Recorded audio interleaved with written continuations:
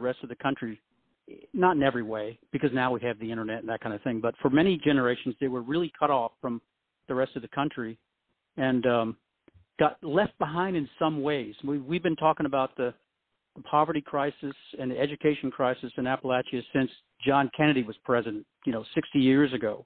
It's been an issue. It was an issue before that, too, but no one really addressed it until the 60s. And nowadays it manifests itself in a big opioid addiction problem. And now we have this all over the country, but, Appalachia is one of the places where they've been hit the hardest, I think, among the hardest in the country. That's something we need to do. We need to do something about that as a country, as a society. I agree. Do you see it happening with the present climate that's going on? What has to change? I know this sounds like an oversimplified question, but it isn't. Mm.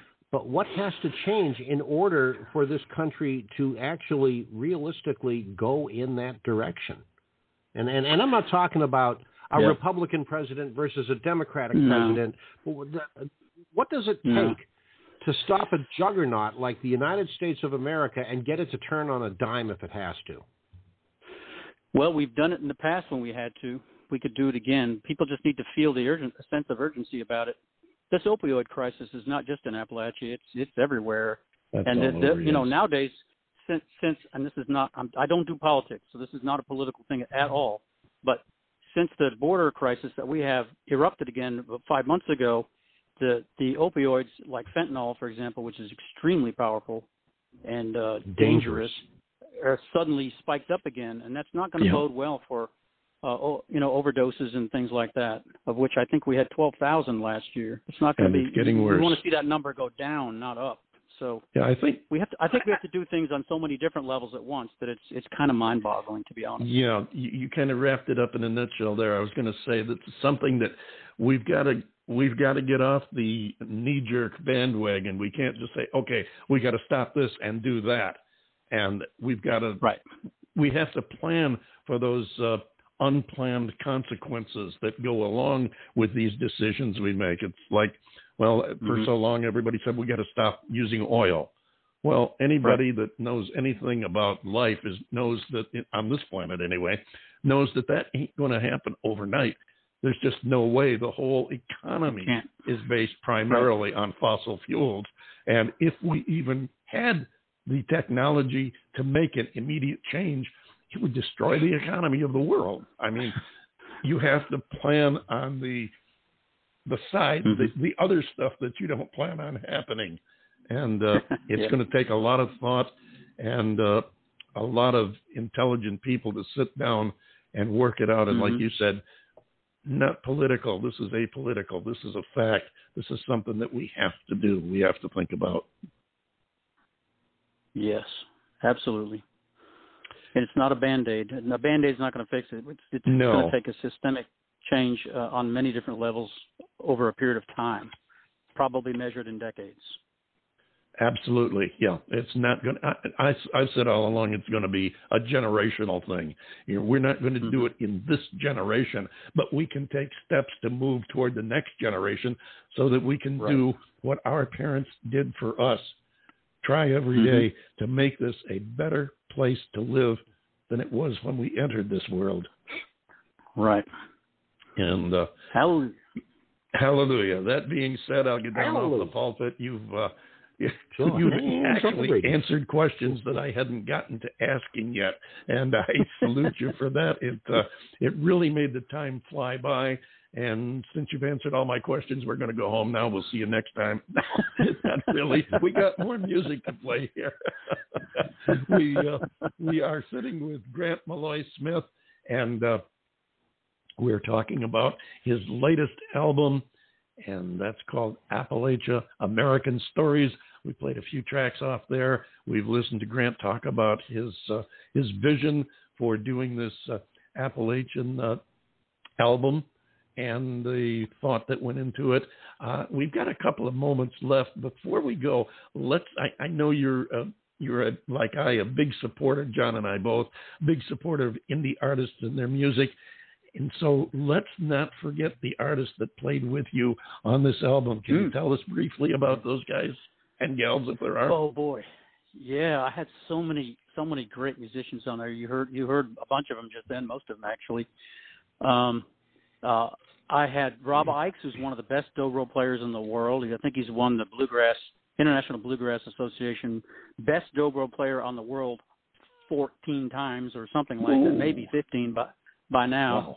Wow. Harmonica, you heard on a couple of songs.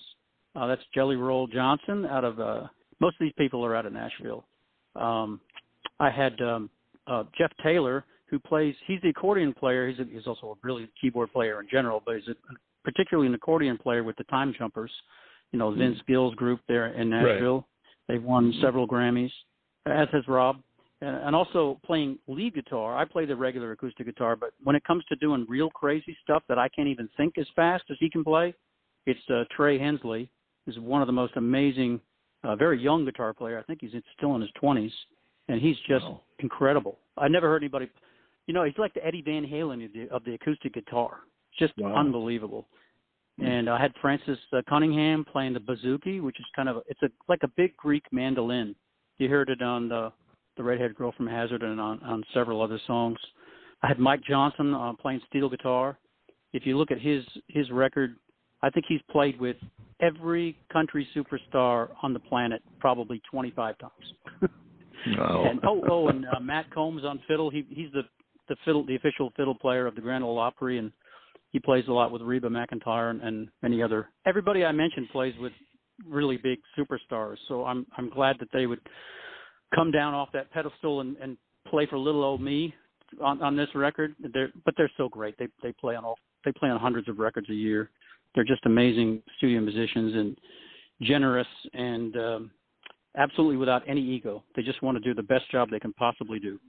And that's important, and I think it shows through both in your songs and in the instrumentation that is on them in this fantastic album. We're so glad that you came by and shared the album with us, and especially that you took the time to sit and talk with us, tell us stories about it, and talk about your music, talk about your indie collaborative for indie artists and everybody else who's interested in the music.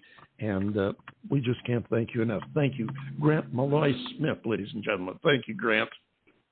My pleasure. Oh, I got to say, Matt Burgess on drums. I left his name out by accident. Thank you so much for having me on your show today. I really appreciate it. Oh, you're so welcome. We look forward to the next time you're here, and we're going to leave you. I think that this title may be fitting in a way, but somehow I think it was there all along. Ladies and gentlemen, we're going to play a track from the album called I Found Faith. Grant, I think you've had it all along. Thank you again, ladies and gentlemen. Grant Maloy Smith, I Found Faith. I never was much of a church-going child. I ran through my summers so careless and wild. But one fateful day, the light fell on me and washed all my troubles away.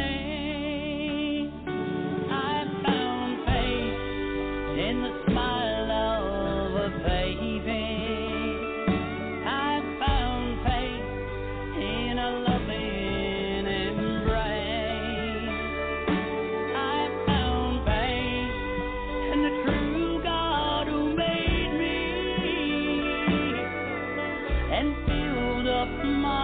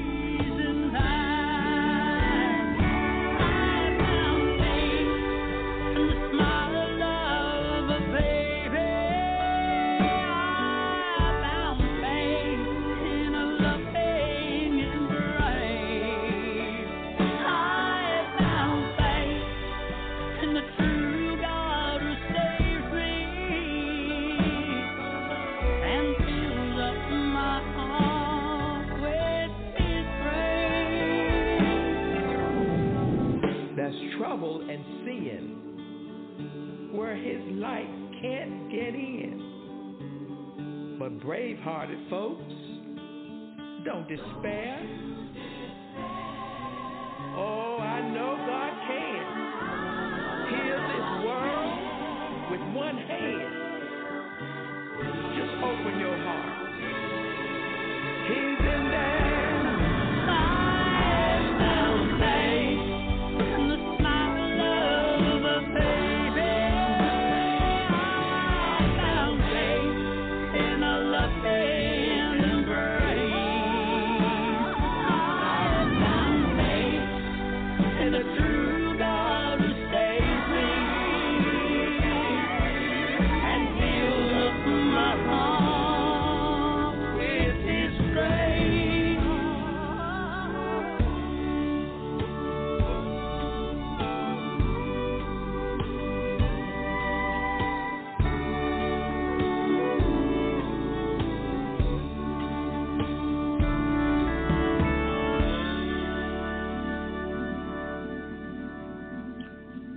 Ladies and gentlemen, Grant Maloy Smith from his latest album, Appalachia, American Stories, which is available now.